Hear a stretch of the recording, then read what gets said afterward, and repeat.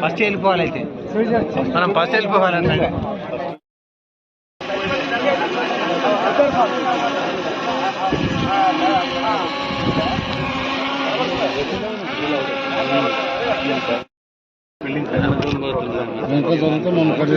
అందుకే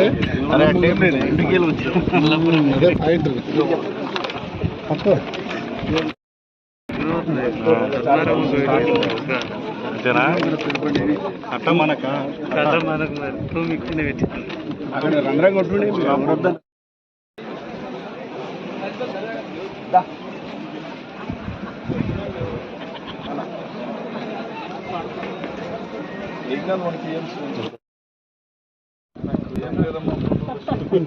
వాళ్ళకి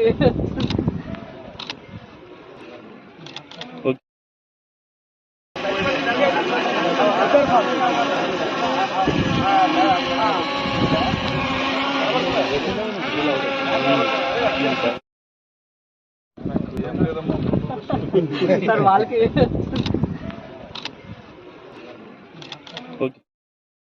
ఈరోజు ఏదైతే ప్రాజెక్ట్ సైట్ ఏదైతే ఉంటుందో, అంటే ఈ సాగునీటి ప్రాజెక్టు 2.8 TMCతో ఏదైతే ప్రభుత్వం తలపెట్టిందో ఆ ప్రదేశంలో మనమంతా ఇక్కడ ఉన్నాం.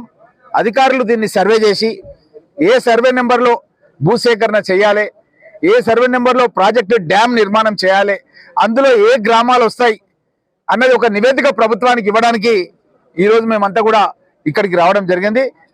గత బీఆర్ఎస్ ప్రభుత్వం లోపల కేసీఆర్ ఏ సభ పెట్టినా సరే ఏమంటుండంటే లక్ష్మీదేవిపల్లి అని చెప్పి చాలా హైట్ మీద ఉంది తెలంగాణ లోపల, తప్పకుండా ఆడ మేము ప్రాజెక్టు కడతామని చెప్పి మా పరిగి కానీ షాద్నగర్ కానీ వచ్చినప్పుడు ప్రతి మీటింగ్ లో కూడా చెప్పే మాట.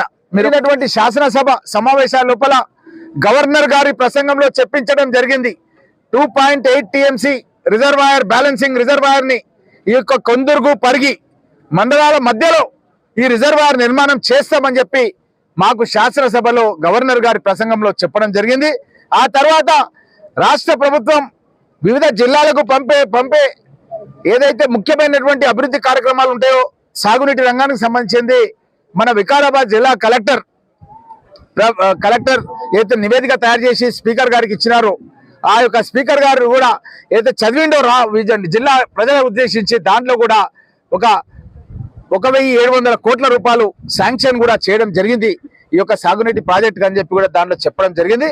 కాబట్టి ఈ ప్రాజెక్టును ఇంకా ముందుకు తీసుకెళ్ళడానికి మేమంతా కూడా కలిసి ఈరోజు అధికారుల బృందంతో కూడా కలిసి ఇక్కడికి వచ్చినాం.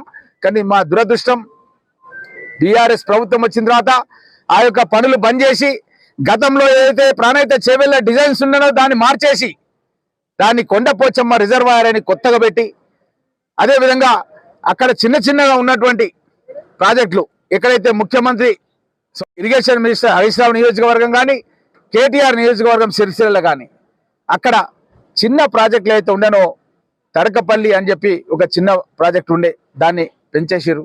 ఈ విధంగా ఎన్నో ప్రాజెక్టులు వాళ్ళ యొక్క అవసరాల గురించి వాళ్ళ ప్రాంతం గురించి మా నోటి దగ్గరకు వచ్చినటువంటి అన్నాన్ని కొట్టేసి వాళ్ళ ప్రాంతం లోపల పాములపర్తి తడకపల్లి లోపల రిజర్వాయర్ సామర్థ్యం పెంచుకొని మన దగ్గర జరిగినటువంటి పనులను కూడా రద్దు చేసి మూసేసి పడేసారు, టోటల్గా మూసేసి పడేసారు.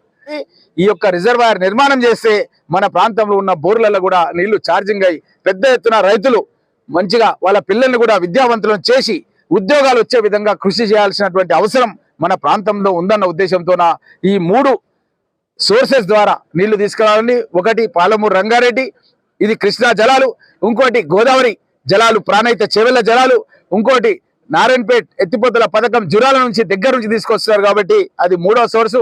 4వ సోర్స్ వచ్చేసి ఏదైతే కర్ణాటక అప్పర్ కృష్ణ ప్రాజెక్ట్ నుంచి కూడా 2 ముఖ్యమంత్రులు సిద్ధరామయ్య గారు ఉన్నారు అక్కడ, కర్ణాటకలో కాంగ్రెస్ ముఖ్యమంత్రి, మన ముఖ్యమంత్రి రేవంత్ రెడ్డి గారు ఉన్నారు.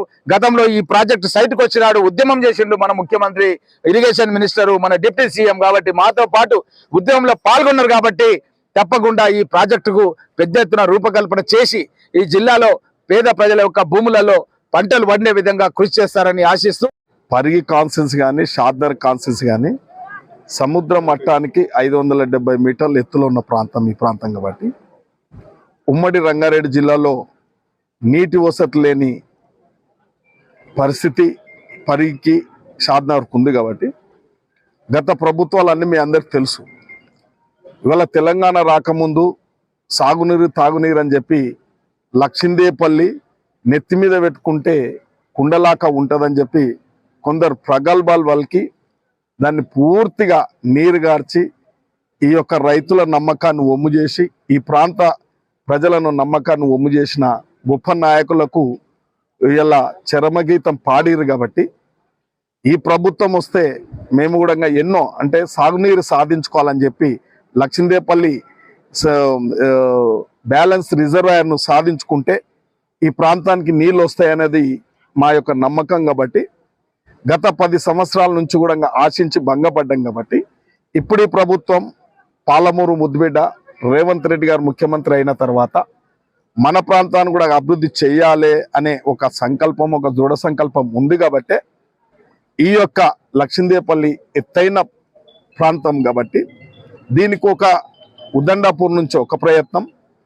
ఇప్పుడు పెద్దలు అన్నట్టు రాజశేఖర రెడ్డి గారు ఉన్నప్పుడు ప్రాణహిత చేవెళ్లతోని ఉమ్మడి రంగారెడ్డిని సాగునీరు ఇచ్చి సస్యశ్యామలం చేయాలని ఒక సంకల్పంతో ప్రాణహిత చేవెళ్ళ చేపడితే ఈరోజు ఇవాళ దానిని కూడా రద్దు చేసి ఇలా కాళేశ్వరం కట్టుకొని కూలేశ్వరం చేసుకున్న గొప్ప నాయకులు ఇవాళ అడ్రస్ లేకుండా ప్రజలు చరమగీత పాడారు. కాబట్టి ఇలా ఈ ప్రభుత్వం చిత్తశుద్ధితోని ఈ యొక్క భూసేకరణ చేపట్టాలి.